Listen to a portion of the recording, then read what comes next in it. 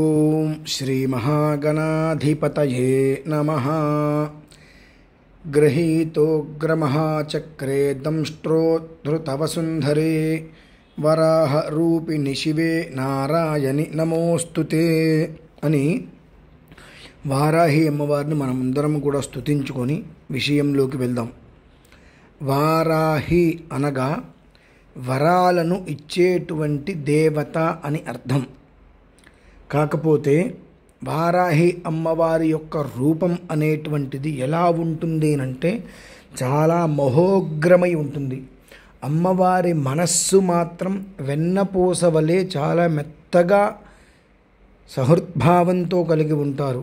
కానీ ఆవిడ యొక్క రూపం అనేటువంటిది ఉగ్రవారాహి అంటారు.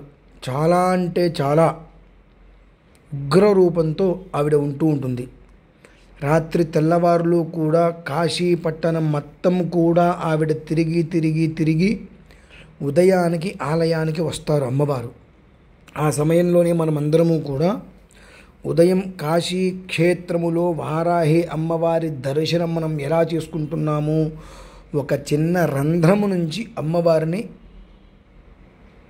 పాదాది శిరః పర్యంతం కూడా మనం దర్శనం చేసుకుంటూ ఉంటాము. లోపలికి ఎవరిని కూడా రానివ్వరు. ఎందువలనంటే అమ్మవారి యొక్క మహోగ్ర రూపాన్ని చూసి అందరూ కూడా భయభ్రాంతులకు గురవుతారు. అమ్మవారు ఇంత ఉగ్ర రూపమా అనేటువంటిది మాత్రమే మన మనస్సులో ముద్రించిపోతుంది. కానీ అమ్మవారు ఎంత సాత్వికంగా ఉంటారు. వరాహరూపిణి శివే నారాయణి నమోస్తుతే. అమ్మ వారాహి అనగానే వరాలు ఇవ్వు తల్లి అని అర్థం. అనగానే వరాలు ఇచ్చేటువంటి దేవత అనేటువంటిది పరమార్థం.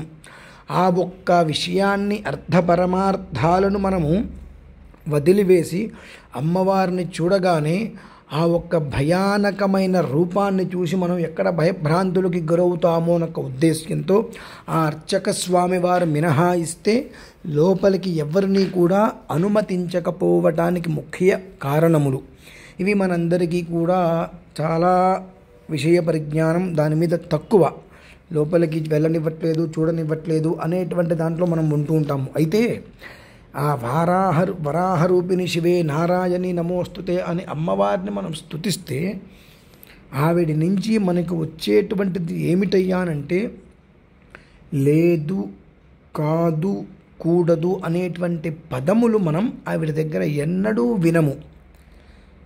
కొంగు పట్టి అడగాలే కానీ అడిగిన ప్రతి ఒక్కటి కూడా ఆ తల్లి ఇది అతనికి అడిగినటువంటి వ్యక్తికి అవసరమా లేదా అనేటువంటిది కూడా ఆవిడ ఆలోచించదు. అలా ఇచ్చేస్తూ ఉంటుంది అమ్మ. అందుకనే ఈ యొక్క వారాహి నవరాత్రులను గుప్త వారాహి అంటూ ఉంటారు. దీని గురించి ఇంకా చాలా విశేషంగా మనం తెలుసుకోవాలి అంటే చాలా సందర్భాల్లో కొన్ని సంవత్సరాల క్రితం మనం వెళ్ళినట్లయితే వెనక్కి ఎంతోమంది మహామహులు, అనుష్ఠానపరులు, సంపూర్ణంగా ఉన్నటువంటి దీక్షాపరులు ఏం చేస్తూ ఉంటారంటే రహస్యంగా ఎవ్వరికీ కూడా తెలియకుండా ఈ ఒక్క విధానాన్ని ఆచరిస్తూ ఉంటారు. గత కొన్ని సంవత్సరాలుగా మాత్రమే వారాహి నవరాత్రులు అనేటువంటివి మనం బయట పలు రకాల ఛానళ్ళ ద్వారా మనం వింటూనే ఉన్నాము. 10-15 సంవత్సరములు కనుక వెనక్కి వెళ్ళినట్లయితే ఇలాంటిది మనం ఎక్కడా కూడా విని ఉండము.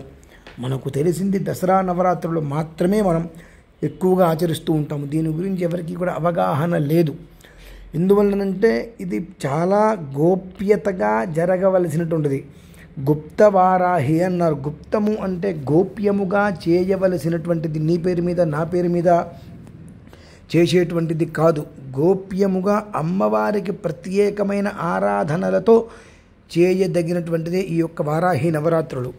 ఇందులో ప్రధానాంశంగా పూర్వం నుంచి తీసుకునేటువంటిది ఏమిటి అంటే ఆ వారాహి నవరాత్రులు మొదలుపెట్టేటువంటి సమయం నుంచి కొన్ని విధానాలు తీసుకొని ఏ ఏ నక్షత్రాల వారు, ఏ ఏ రాశుల వారు అనేటువంటి విషయాన్ని ధృవీకరించి ఆయా నక్షత్రాల వారికి, ఆయా పాదములతో కలిగి ఉన్నటువంటి వారికి ఆయా రాశులు ఏవైతే చెప్పబడి ఉంటాయో దాని విధానాన్ని అనుసరించి అమ్మవారికి చేసేటువంటి ప్రత్యేకమైనటువంటి ఆరాధనలో వినియోగం చేస్తూ ఉంటారు. ఏ ఏ రాశులు చెప్పబడి ఉంటాయో ఆయా రాశులు, ఆయా నక్షత్రాలు వారి యొక్క విధానాన్ని దృష్టిలో ఉంచుకొని ప్రత్యేకంగా అది నిర్వహిస్తూ ఉంటారు. ఎందువల్ల నిర్వహిస్తూ ఉంటారు అని అంటే, గోప్యముగా చేసేటువంటిది ఎంత రహస్యంగా అయితే నిర్వహిస్తూ ఉంటారో అంతటి విశేషమైనటువంటి ఫలితములు అనుగ్రహ రూపంలో ఆయా రాశుల వారికి అమ్మవారు అనుగ్రహిస్తూ ఉంటుంది. అందుకనే ఛాందస్సులు అంటే విశేష పరిజ్ఞానం కలిగినటువంటి పెద్దవారందరూ కూడా తదు రహస్యంగా ఈ యొక్క విధానాన్ని అనుసరిస్తూ ఉంటారు. ఆ చెప్పబడినటువంటి రహస్యకృతం ఏదైతే ఉంటుందో అందులో ప్రధానంగా గణపతిని వారిని తీసుకుంటారు. లక్ష్మీ గణపతి అనేటువంటిది ఏదైతే చెప్పబడి ఉంటుందో ఆ గణపతి స్వామి వారిని ప్రధానంగా తీసుకొని అనంతరం రుద్ర పాశుపతాన్ని తీసుకొని ఈ రెండు చేస్తూ వారాహి అమ్మవారి యొక్క మంత్ర సాధనను చేస్తూ ఉంటారు పెద్దలు. గణపతికి చేయవలసినటువంటి చతురావర్తి తర్పణగా 44,404 సార్లు జపాన్ని చేసి తర్పణ హోమాన్ని చేసుకొని రుద్రాన్ని కొన్ని రకాల మంత్రాలతో ప్రత్యేకముగా పాశుపత ప్రయోగాన్ని చేసి తద్వారా రుద్రాభిషేకాన్ని పూర్తి చేసుకుంటూ ఈ యొక్క వారాహి అమ్మవారి యొక్క మహామంత్రాన్ని కొలుస్తూ ఉంటారు. ఆ విధానాన్ని అనుసరించుకొని మనము కూడా ఈ నెల 14వ తారీఖు నుండి 18వ తారీఖు వరకు కాశీ మహాక్షేత్రమునందు వారాహి అమ్మవారి యొక్క ఆలయ ప్రాంగణమున చాలా విశేషంగా ఈ యొక్క విధానాన్ని ఆచరించడం జరుగుతున్నది. ఇందులో గత 2 రోజుల క్రితమే మనం మొదలుపెట్టి ఉన్నాము గణపతి చతురావర్తి తర్పణము అనేటువంటిది. అది 13వ తారీఖు వరకు పూర్తి చేసుకొని 13వ తారీఖు ఇక్కడి నుంచి వారణాసికి బయలుదేరి వెళ్ళి వారణాసిలో 14వ తారీఖు నుంచి 18వ తారీఖు ఉదయం వరకు కూడా అందులో చెప్పబడినటువంటి విధానాలన్నీ కూడా పూర్తి చేసుకొని మళ్ళీ తిరిగి రావటం అనేటువంటిది జరుగుతుంది. ఈ ఒక్క విధానంలో ఏ ఏ రాశుల వారి గురించి ఈ సంవత్సరం ప్రత్యేకంగా చెప్పబడి ఉన్నది, ఆ రాశులలో ఉన్నటువంటి నక్షత్రాలు ఏమిటి, ఆ నక్షత్ర పాదాలు ఏమిటి అనేటువంటిది కూడా పూర్తిగా కూడా వివరించడం జరిగినది. చివరిలో ఒకసారి వింటే అర్థమవుతుంది. ఈ విషయాలన్నీ కూడా దృష్టిలో ఉంచుకొని రాబోయేటువంటిది ఇది ఏ విధంగా అయితే కనుక దోష ప్రభావం కలిగినటువంటి రాశులు తదు ఆ యొక్క నక్షత్రాలు చెప్పబడి ఉన్నాయో ఆ జాతకుల నిమిత్తము కాశీ మహాక్షేత్రమునందు ఇన్ని రోజుల పాటు ప్రత్యేకంగా ఈ యొక్క విధానాన్ని మంత్రయుక్తంగా అనుసరించడం జరుగుచున్నది.